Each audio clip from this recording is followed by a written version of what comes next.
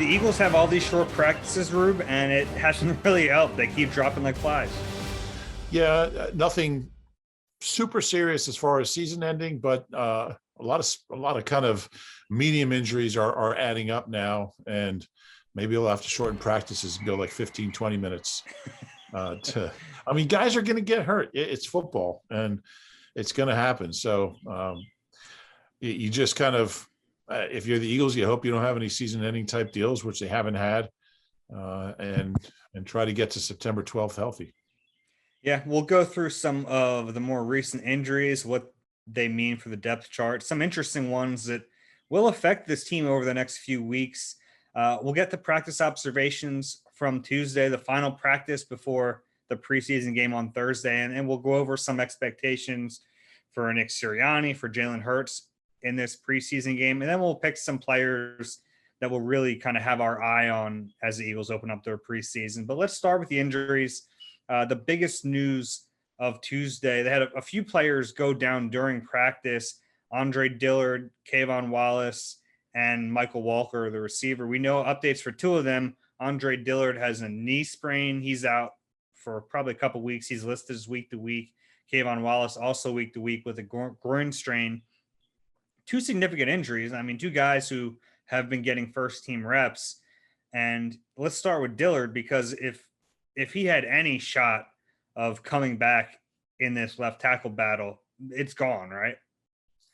Yeah, and I would say it was gone before he got hurt, but yeah, it kind of ends the appearance of a competition.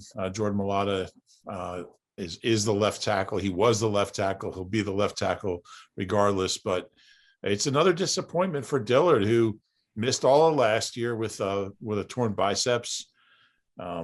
And this is his career. It's just been one disappointment after another, from right tackle against Seattle to getting hurt last year. And now this week to week could mean, generally when the Eagles say week to week, it generally means 2 weeks or more. It could be a little less, but it rarely is. I think Jalen Reagor last year was a week to week and he was back in like 10 days. But for the most part, it's usually kind of 2 to 4 week type thing. But who knows? And who knows if we'll ever see him play for the Eagles again. If Mailata stays healthy, there's no reason he can't play in other positions. Any thought they had to trading him in this period is gone until he's healthy. And, I think they probably hoped that he would play okay enough in the preseason games to maybe get some teams interested in send you a pick, but that's not going to happen now. So it's disappointing all around. The job is Jordan Mailata's, but we knew that anyway. Yeah, I guess they could still try to trade him if he comes back and he plays in that last preseason game and shows he's healthy. I mean, then maybe they can still trade him. In the short term, this might be good news in a way. You never want to say it's good news when a guy gets hurt, but it ends the charade of the competition, and it gives Jordan Mailata all the first team reps, something that he needs. As good as he's looked, he's still a newcomer to football. So any reps he gets are going to be beneficial. And now that Isaac Seumalo is getting closer, Isaac practiced for the first time on Tuesday, at least in individual drills, which means, he's probably a couple days, probably next week, he'll be back in team drills. Once Seumalo is back, I want Mailata to get all those first team reps. He needs those first team reps. So that's a good thing. I was kind of wondering if they'd pull the plug anyway. And now the plug's been pulled for them. Mailata's going to get every first team rep the rest of the way, I would imagine. Yeah. And the third preseason game of the Jets is in 17 days. There's just no way Dillard's going to play in that. It's impossible. Even if, barring some kind of miracle. So I'm not going to see him. And any chance they have of boosting his trade value is gone, because they play Thursday, then Friday. So 2 days till Thursday. So 9, 16, 17 days till the last preseason game. And then there's 2 weeks to the opener. So I don't know what they're going to do with this kid. Can't play anywhere else. And then you look at left tackle now, and your backup left tackle is out.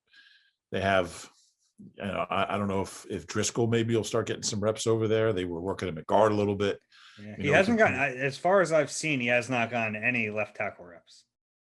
Right. Yeah, he hasn't. But they don't have I mean, Raven Clark. Brett Toth was the backup left tackle today. Yeah, well, that's a scary thought. I would think Driscoll might cross train over there at some point. Raven Clark he's nowhere near being ready. I don't know if he'll ever be near being ready. And then it's just, people like Brent Toth and, the bomb squad. So we'll see who plays out there on Thursday night, who gets reps out there. But it's disappointing. It's disappointing all around. And who knows if we'll ever see Andre Dillard play again. This is your first round pick. In 2019, was he 22 overall? Yeah, they traded up to draft him. Traded up to get him. Yeah, 4 career starts. One of them was a catastrophe. Unless something changes that I don't foresee changing, you throw him on a scrap heap with, everyone from Bernard Williams to Danny Watkins, all those first round offensive linemen who have failed to pan out. Yeah, we don't know. I think you're right. I mean, the trade value goes down.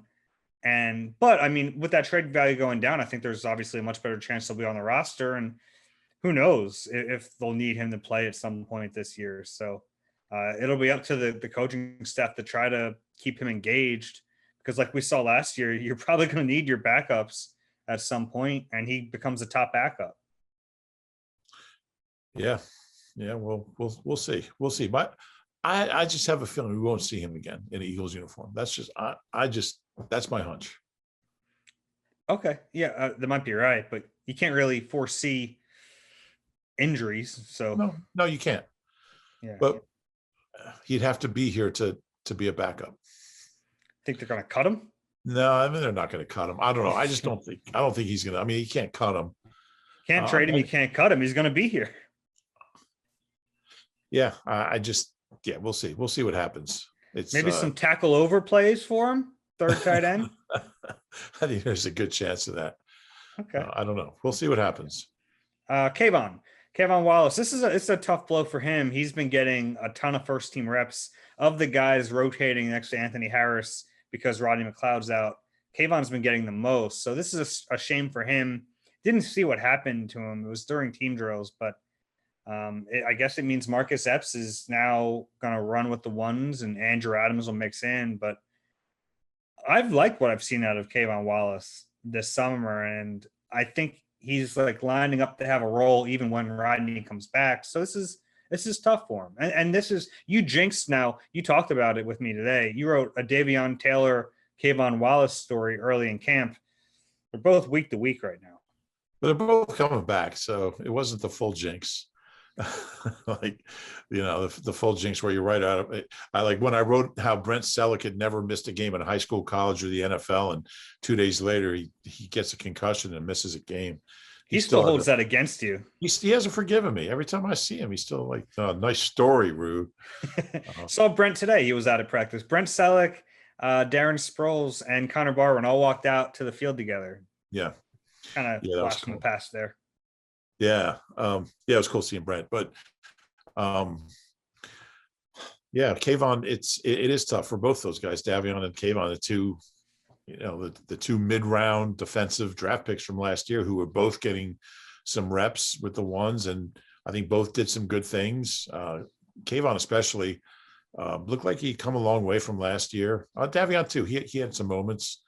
They're both really athletic kids. You just hope that they're not out for too long. It's just a shame for both of them. Yeah, at least Kayvon lasted a little longer. He got more reps. Davion, he's going to be out later though. Yeah, but Davion, he needs this time more than anyone. You could argue he really needs it. So, yeah. Well, a few other. Go ahead. I was just going to say it's still a month. I guess a month and a day from the opener, or as far as days of the month. So they still have a month. You would think they'd both be back for the opener. Who knows? With this team, they might not be back till the bye week, but for their sake, hopefully they can get back for Atlanta. Yeah, we had a lot of injury news today. Ryan Kerrigan out 7 to 10 days. He had surgery on his thumb. He hurt that last week in practice. He's been out there doing limited stuff. He's had it wrapped, and I think they just realized, hey, let's fix this right now because he'll have enough time to heal before the opener. And for a player like that, I mean, I know he's learning the scheme, but he'll be all right. Yeah, he's probably the last guy who needs training camp or preseason games right now. So yeah, hopefully that's another one. You know, if all goes well, he should be back in plenty of time for the opener. Yeah. Sayamalu back at practice. That's a good sign. Brandon Brooks took some team reps today for the first time since day 2 when he hurt that hamstring. So day 11, we're talking about 8 practice days in between. That's a good sign, obviously, having him and Lane back on the right side. Watching Brandon Brooks go against Fletcher in practice is always fun. So that was good news. And just what else? We're looking now at, I mean, we can kind of know that when they get back to practice on Saturday, it'll be Mulata, Sayamalo, Kelsey, Brooks, and Lane, which is huge for all those guys, but also for Jalen and for the offense, which has really kind of had an uneven first 2 weeks of practice. They'll have that O-line intact, and it's gonna make things a little easier for the offense. Yeah, another good sign for the offense. Devontae Smith appears to be moving in the right direction. Watched him for the first time, at least that I've seen, on a side field working out with that rehab group. So not ready to return just yet, but it looks like he's trending in the right direction. They really need him right now. You know, it's been the offense without him. The receivers just aren't getting a ton of separation, and it's tough when you're, I was watching the corners make some big plays today, and that's kind of what I led my observations with, a few big pass breakups. But you start to question, like, how much of it is the corners being aggressive and reading the routes and jumping them, and how much of it is the receivers not getting the separation. And it's tough to figure out, and Jalen Hurts not throwing on time. It's tough to figure out what's what. No, I think you wrote the right thing. It's a little of both.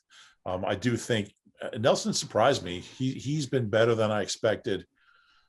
Slay is Slay, and they have 2 solid corners, and I think it's a little of both. I think without Devontae in there, it's a bunch of young receivers kind of finding their way, and even Avante, I thought, had a good day.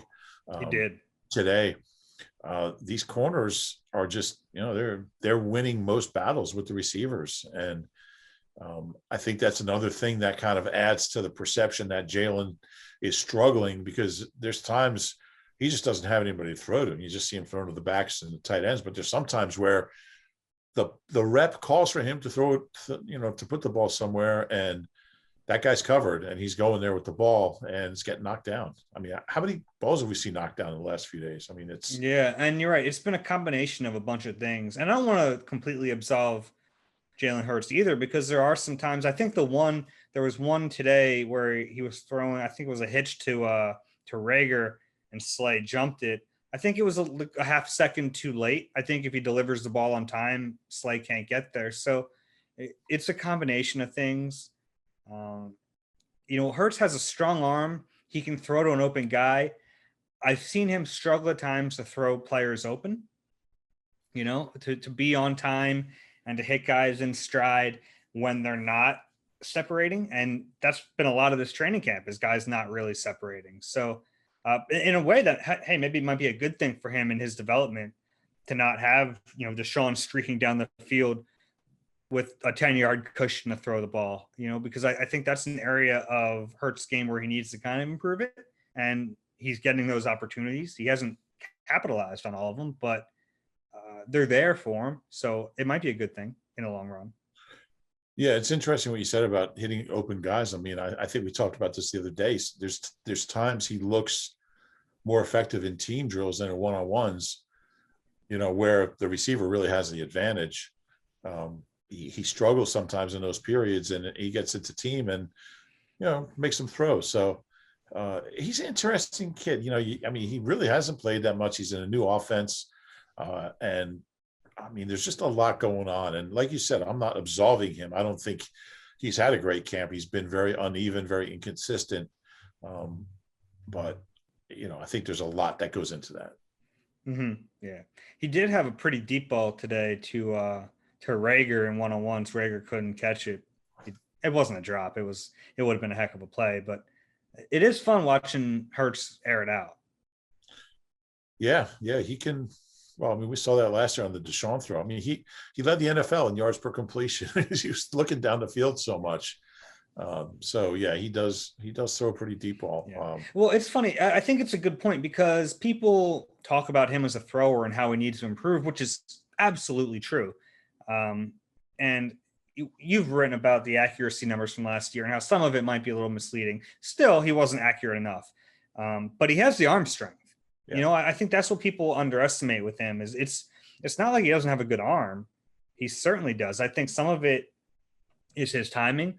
I think some of it is his touch on certain throws, and some of it's anticipation. I think he needs to grow in those areas, but purely arm strength, he has plenty. Yeah, that's not the issue. There's a lot of reps that he takes where it looks like he's just still thinking, and these are new plays for him. And you know, I think he's late. You mentioned the one rep where he threw it a little bit late, but I think there's a lot of reps where he just is waiting too long to deliver the football, and you can kind of see his brain working. And you know, you hope that with reps he'll get through that. And you know, this whole offense is predicated on getting rid of the ball quick, and he's got to do better with that. Yeah. Other obs from today, you know what he's really been good at recently, and maybe it's a byproduct of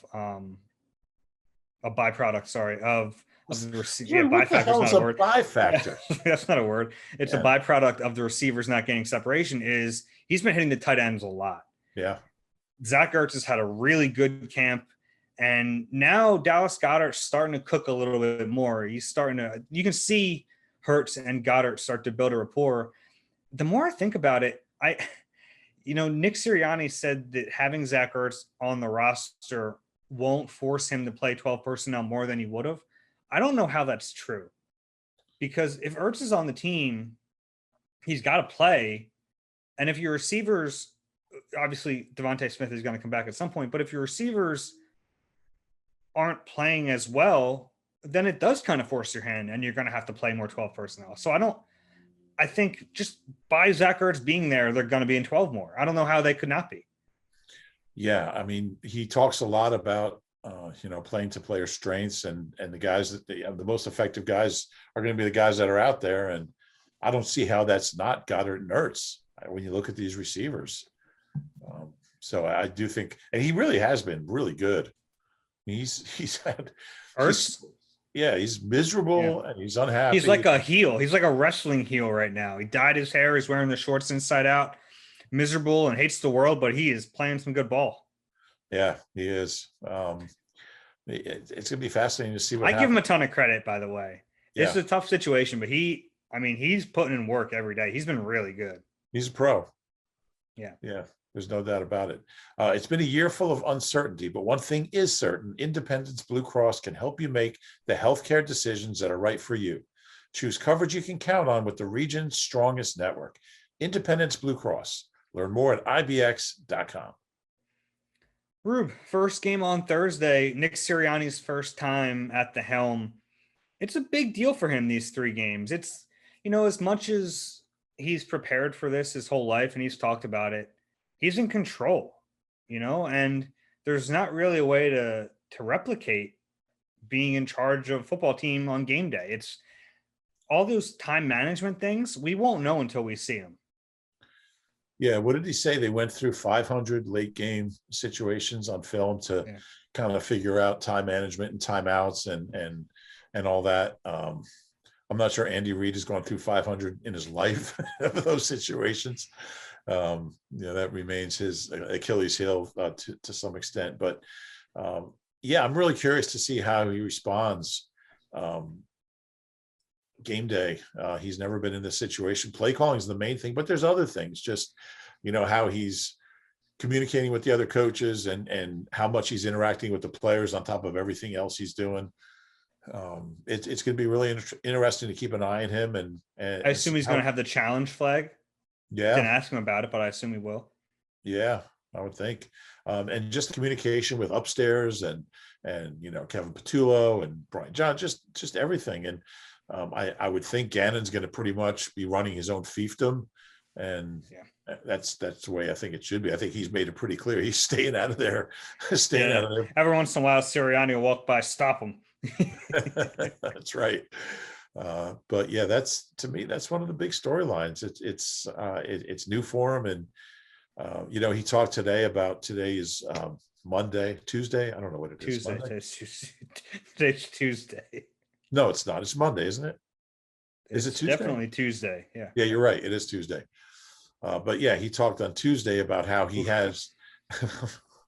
I'm going to show up for the game on the wrong day. No, I'm good. It's definitely Tuesday, but it's weird because our schedule is based on when the Eagles are off, and they're not off Saturday, Sunday, so it's a weird schedule. They were off Monday, but anyway, so it seems like a Monday because they were off yesterday. But what I'm getting at is he's talked about how he's had opportunities in the past to call some plays here and there. And have that chance, but this is different, and these are his guys, it's his team, and I think this is certainly something that the players are going to be keeping an eye on him. How does he react? How does he respond? How does he handle himself? The clarity that he's calling plays and the decisiveness that he's calling plays. Players want to know. They want to see that guy in command, and this is an opportunity for him to do that. Yeah, it's interesting that the plays are going through Shane Steichen to the quarterback. I wish we could have asked a follow-up on that, why that's the case, but it seems like that's been the consistent way they wanted things done, is Shane Steichen's going to be in the ear of the quarterback. I'm guessing that's because Sirianni wants his lines of communication to the coaches upstairs. That way they don't kind of get crossed. I get it, but it does seem like we'll have to keep an eye on that and see how that works, see how quickly the plays are getting in to the quarterback, especially if they want to get up to the line of scrimmage and have the ability to check out of stuff. Yeah, and it adds an extra step, so definitely keep an eye on the play clock because this is new for everybody. Yeah. And they're wearing the wrist menu. So everything has a numerical value. So that should tighten it up a little bit. If it's a armband play, like it's 3 or, whatever it is, and that's quicker. Yeah. But I mean, you can't put every play on there. I don't know. I was curious how many plays can go on the wristband. It reminds me of that joke, they had the comedians convention, and so there's like 1,000 comedians in this big giant room. And one guy would stand up and say 38 and everybody would laugh. And one guy would stand up and say 26 and everybody would laugh. The new guy is like, what's going on? He's like, well, these guys have heard every joke before. So to save time, every joke has a number and they just say the numbers and that's the joke. Another guy goes 133 and everyone laughs. And then somebody stands up and says 58 and everyone laughs. But one guy in the corner just cracks up and he's laughing hysterically and he can't stop laughing. He's like, what's with him? He says, oh, he's never heard that one before. I've never heard that one before. That's good. That was a long joke. I was worried we were getting into like a Norm Macdonald monologue where you were just going to go on for I love that joke. 20 minutes. That is a good joke. I like that one. There's an alternate ending, but I won't tell you that. I'll tell you that at practice. Yeah. Is that like not safe for a podcast No, ending it's or something? totally Okay. It's hilarious, just like the first one. I don't want to take up too much time where we could be talking about Ross Piersbacher. Thank you. I appreciate that. Sirianni, anything else on him for his first game? I'm fascinated to see how it goes. Same. Yeah. And Gannon too. And Gannon, you're right, because he's kind of the head coach of the defense in a lot of ways. He really is. Yeah. Which is the way it goes. I mean, things are so specialized these days that, I think Nick has done a good job of being a voice for the entire team, but he's not messing around with scheme on defense. Right. And I think some head coaches, offensive head coaches will do that.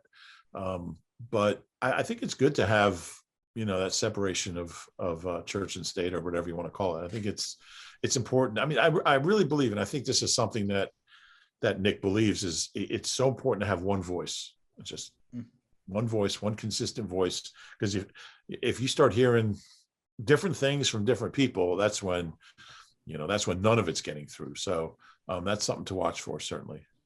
Yeah. How about Jalen Hurts? What do you want to see from him? How much do you want to see him play, first off?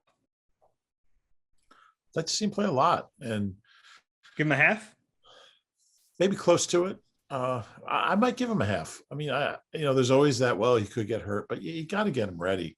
Hasn't played that much football, hasn't had a great camp, but he's been okay. He's had some moments, but I think he needs to play. I really do. It's a new offense for him, a new coach, a lot of new things. And there's only 3 preseason games. I do. I think he needs to play. I wouldn't mind a half.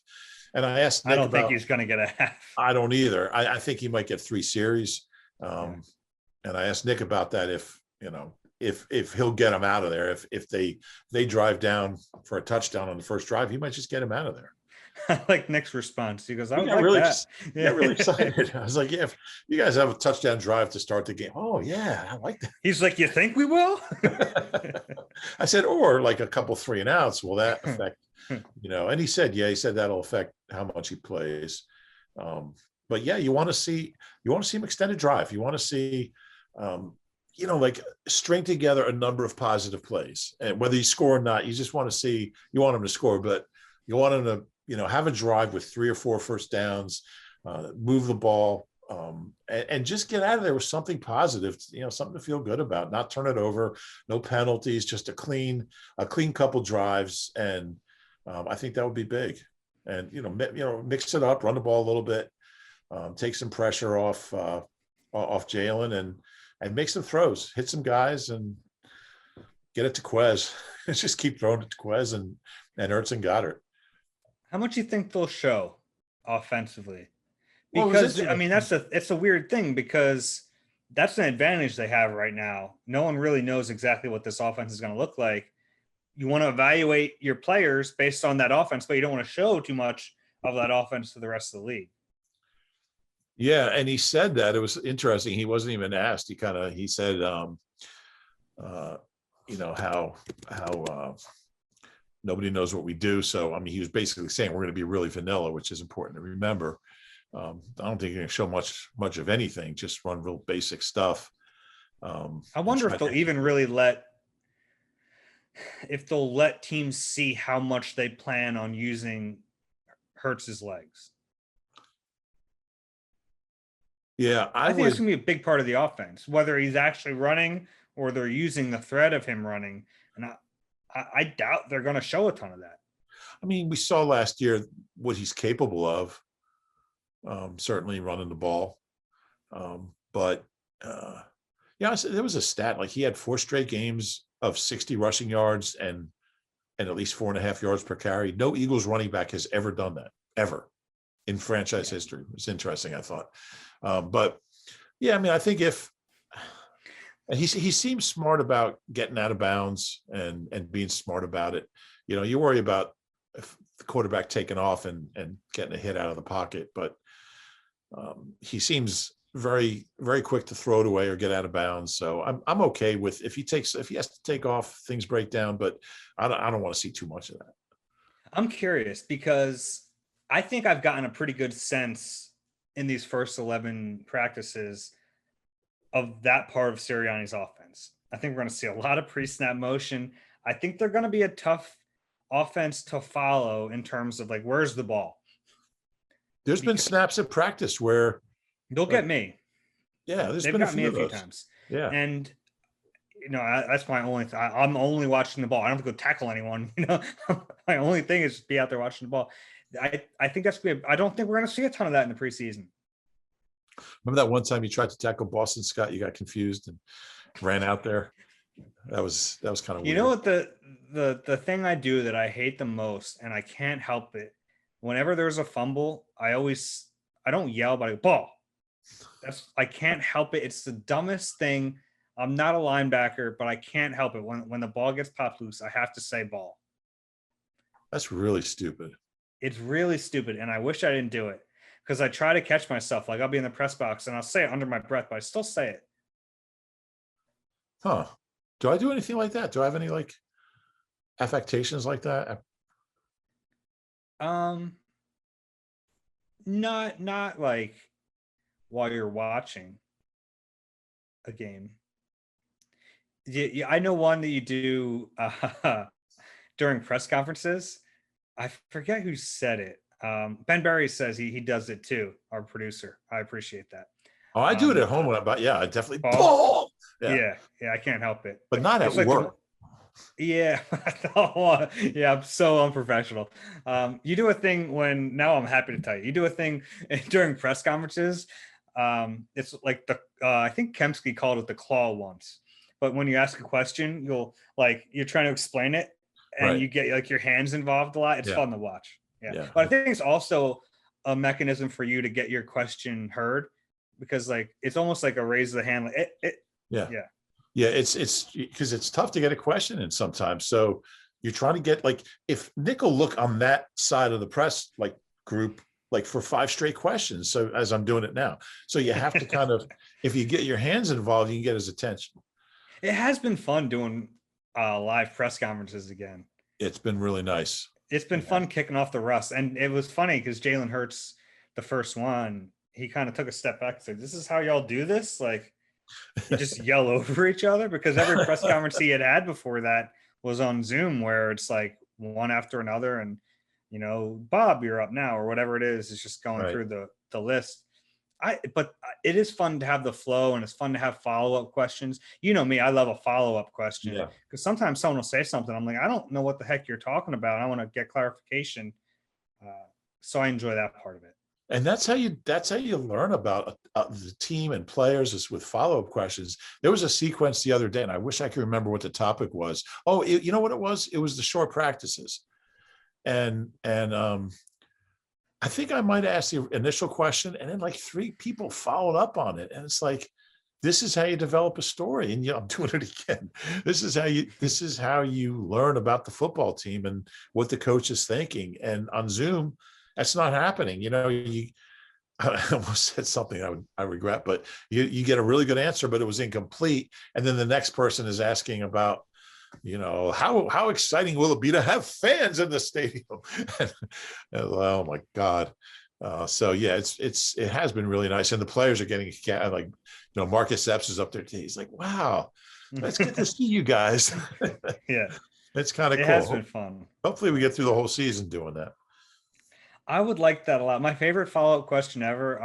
It was early on in 2019 maybe, and I forget the exact thing, but Doug tried to explain something to me, and he said, "Does that make sense?" And I went, "No."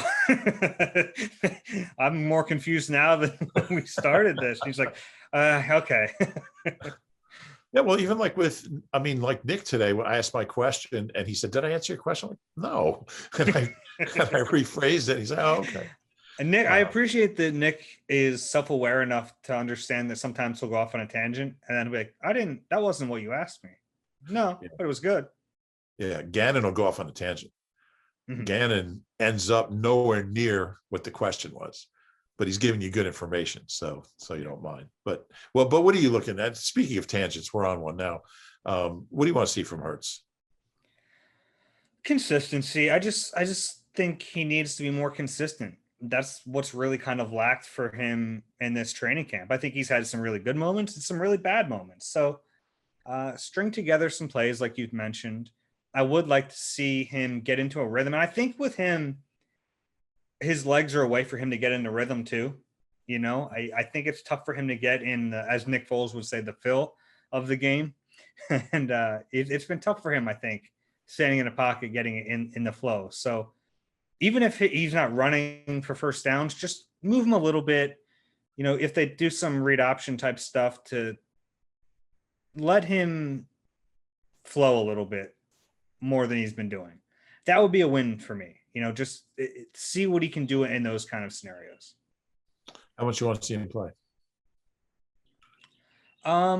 It depends. I think I'd almost play him until there's some success. Like I kind of agree with what you were saying, and how Nick almost agreed with you, is like, if he's goes 3-3 and out, so I want to see more. I think you do want to try to leave it on a high note, or at least let him experience some success But you have to remember that if he's out there, you're keeping your first team out there too. You're not Right. going to expose him without them. So I think probably a little less than a half. Yeah, that works for me too. Score big with the AAA Eagles MVP membership, along with the superb roadside assistance and discounts you come to expect from AAA. Get exclusive Eagles-related perks.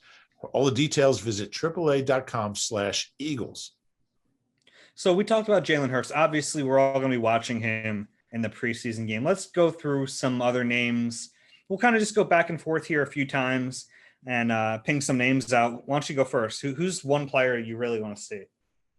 I'll start out with Kenny Gainwell, who I think has kind of looked good, gotten better. You can see him look more comfortable out there.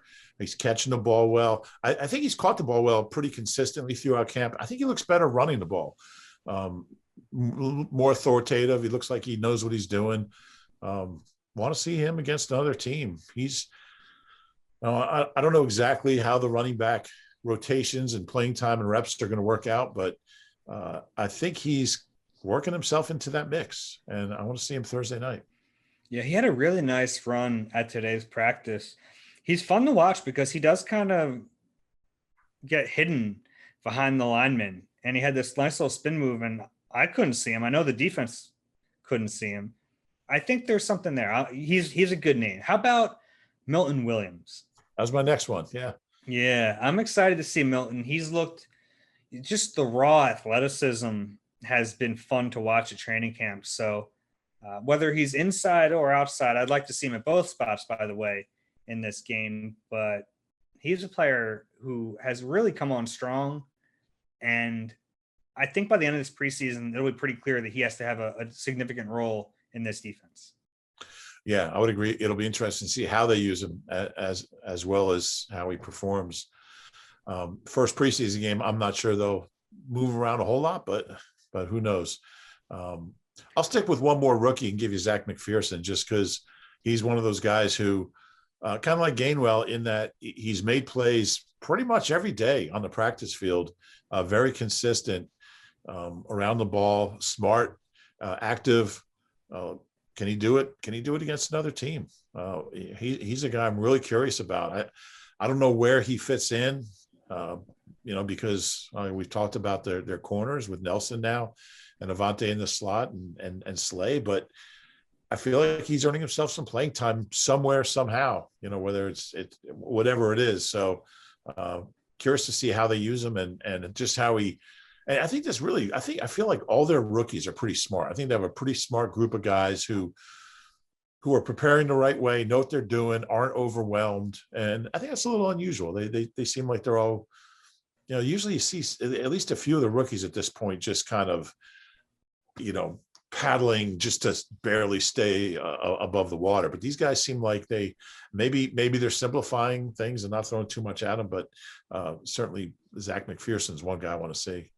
Yeah. We'll go a couple more times here. How about Tyree Jackson? Yeah. The big tight end. He's made plays every day at practice. I want to see him in a real game. He's become Joe Flacco's favorite target. It feels like every pass Joe Flacco throws is to Tyree Jackson, who, if he has a good preseason, I don't know if the Eagles can feel comfortable thinking they're going to sneak him through to their practice squad. I know that I think a lot of times it gets overblown about how many guys are going to get claimed. Right. But he's such a physical presence and he has so many developable skills that I'd be worried about losing him. Yeah. And I'm the king of he'll never get claimed. I'm the king of that because you're looking at to claim a guy, you've got to cut somebody who's been in your camp all summer that made your 53, that you feel strongly enough that he survived your final cuts. And you're going to cut that guy now and claim. But in this case, yeah, I'm kind of with you. I kind of think that might be a little dangerous. If I had to guess now, I think he's on the 53. I know it's early. I feel like he's done enough. I think he can play. I do too. Not only do I think he's going to make the team, I think he might have a role. Maybe. And we talked about it on the last pod, my idea about Richard Rodgers might hold some weight. Yeah. If you say, hey, Richard, we'll call you back in a week. We can't lose this kid. Wouldn't shock me. Yeah, no doubt. I'll go with a non-rookie, the first non-rookie in this exercise. Quez. Well, Tyree's not a true rookie. He was a quarterback with the Bills. Yeah, you're right. He was. He's a rookie as far as a tight end. That's true. Yeah. That is true. He's not a rookie. He's a first-year pro. But Quez is a guy who has been, and I was raving about him like before camp started, and people were like, "Oh yeah, Quez." Well, I was right for once. He's been really, really good. Although we learned today that his big catch at the open practice on Sunday was not really a catch. They lined up illegal formation, was it? I think. So yeah, they said we didn't know that, but they called it back. It got called back. We have no way of knowing, but we found out the next day. So we have to redo our stats from that practice. But he's been so good. He's been so good in practice, and I would say the best receiver significantly, even. Certainly in consistency. Yeah. There have been highs for other guys. I mean, Rager's high was one of the best catches we've ever seen in a training camp, but inconsistent. He's dropped some balls. Fulgham certainly hasn't had a very good camp. Hightower was up and down, then he's hurt. I mean, Devontae is their best receiver, but he's been hurt. J-Jaw hasn't really done much, who always seems to have a good camp and then disappears. He's done the disappearing earlier this year. Maybe that means he'll appear for the season. I think, a couple of their better receivers have been guys like, I actually like that Patton kid. I think he looks pretty good. I mean, he's obviously playing, against the threes, and Osborne, who I guess missed practice today, but those two guys, they look okay. Well, they catch the ball. So, but Quez is a guy that I really want to see him make a couple plays. And, I hope he gets some reps with the ones. I kind of think he might not, but he should. He needs to. He does need to, and he should. He deserves them. He deserves them. I'm like, get him out there ahead of Fulgham. Yeah, I agree with you, but it's nothing against Greg Ward, but you know what Greg Ward is. Get him out there. Yeah, I'm with him in the slot. See what he can do there. Get him more time. I agree. Yeah, I'll give you. Is this my last one? Who knows? You make up the rules. So, all right, we'll go one more after this. How about Eric Wilson? The most veteran guy we've named so far, but he's going to have a big role in this defense. He's going to have the headset. He's going to be in charge of lining up this defense for the first time. That's a big role. And I've liked what I've seen from him in training camp. We know he can cover, and he's shown that. I mean, there have been times where there was one play in the open practice. It was a one-on-one against Kenny Gainwell. He's covered him 40 yards downfield. This guy can cover. He had an interception the one day. He's going to be a big part of this defense. Yeah, no doubt about it. Yeah, I agree. I'll give you my last one. Joe Flacco, who I thought had probably his best day yet today. I thought he really threw the ball well. I don't think he started out well, but started out training camp real well. But, history says he's going to play at some point. That's just – only 3 quarterbacks in Eagles history have played every game, and that's Randall, Donovan, and Jaws. So, maybe Jalen Hurts will, but – there was another guy who did. Oh, yeah, he did too. He did his rookie year. Well, he did twice. Yeah. And twice. So 4 guys. I see. Not only do I not say his name, you've erased him from your memory. Excised him from my memory. He doesn't exist anymore. But in any case, there's only been a handful of quarterbacks that ever played every game, at least since maybe Tommy Thompson did, throwing 3 passes in the 40s. But backup quarterback's an important role, and Flacco's a guy at his age. I don't know what he has left, and he's usually backup quarterbacks. I mean, he's going to be playing against 2s, so he really should dominate. This is a Super Bowl winning QB. Was he the MVP? It might have been the MVP of the Super Bowl, and he should dominate. And we probably hear the quarterback controversy on Friday morning, but definitely want to see him play. He's looked much better. I thought he got off to a really slow start in camp, and Nick Mullins was better than him for the first round of practices. The first 4 practices before the first break, Mullins was better. And I think I was, and a lot of people were sitting there going, Why the heck did they play Flacco? And this guy's better. But since then, I think Flacco's clearly been better Yeah. than Nick Mullins. He has a stronger arm. He's made better decisions. Um, yeah, he's separated himself, which he should. Yeah, and it's a new offense for him too. I thought he was spinning it pretty good today. I thought he had his best practice. Yeah, especially in the middle of the field. He was firing the ball in the middle of the field. There was one play, it was an RPO look. He pulled the ball back, and I mean, he laced a pass. I think it was Greg Ward on that one, who was working with the second team a little bit. It was a great pass. My last one, I'm going to end on a high note here. Aaron Sipas, the punter, unopposed in training camp. This is a guy who's never played in the NFL. He was with the Lions last year on their practice squad. I was surprised that the Eagles came into this camp with one punter on the roster. You have 90 spots. They could have afforded to bring in some competition, maybe a veteran to push them, and they didn't. So they're saying it's his job, but if he has a bad preseason or he starts to really struggle, you can go find a punter. Yeah, that's a good one. Thought he's practiced pretty well. I thought he hits him pretty well. Directionally, he seems to put it where he needs to put it. Oh, so we'll see. We should mention Blake Countess is back. Sure, for the fourth time. Fourth time. He trails only Julian Vandervelde. Who has 37 transactions. How many was it? Was it 11 different times? It was 11 or 12. It was a lot. Yeah. I saw somewhere he holds the NFL record for being released 21 times, most in history. And our old friend Patrick Robinson retired.